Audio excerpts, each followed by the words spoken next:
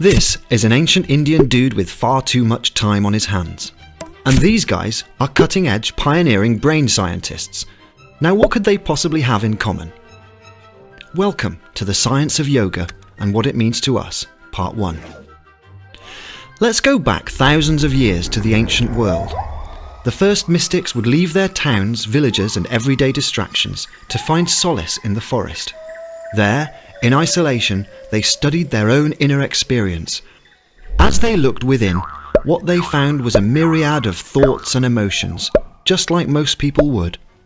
And also, like most people, these thoughts seemed to cause anxiety and seemed to serve no real practical purpose. But with vigilant observation, the mystics found that when they stopped feeding their thoughts, they started to get quieter and quieter. They were quite literally changing their state of mind from the inside out. The mystics in India called this practice vipassana, which means clear seeing. Today, we call it meditation. Now, fast forward to the early 2000s. Scientists studying the brain and the effect of brain exercises started to make some surprising discoveries. Brain science was still in its infancy.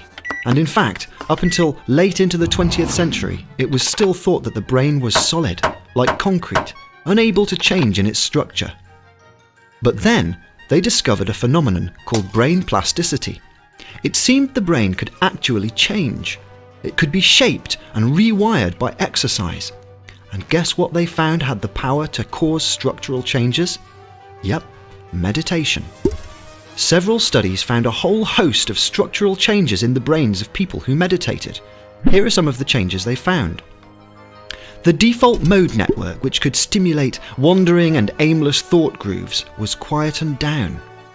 The amygdala, which processes fear and anxiety, reduced in size and activity. Grey matter in the sensory regions of the brain increased, which in turn enhanced sense perception. These were startling discoveries, and it became clear that there was something to this ancient practice after all.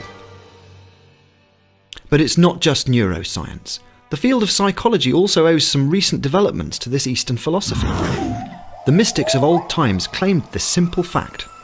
With regular insight, you'll see that your thoughts are not real. And the recent success of cognitive talk therapy uses this exact same strategy.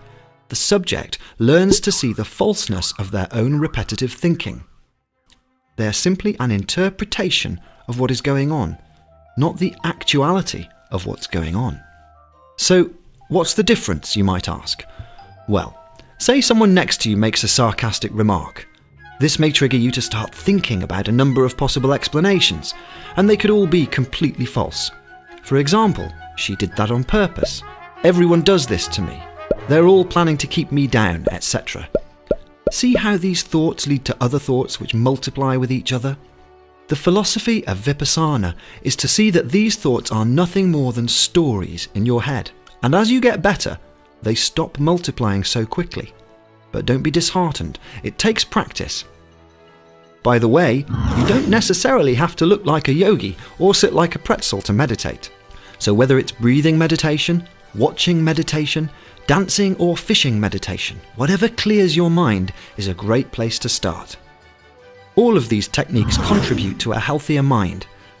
There is something that brain science is starting to substantiate, and it's what ancient mystics said all those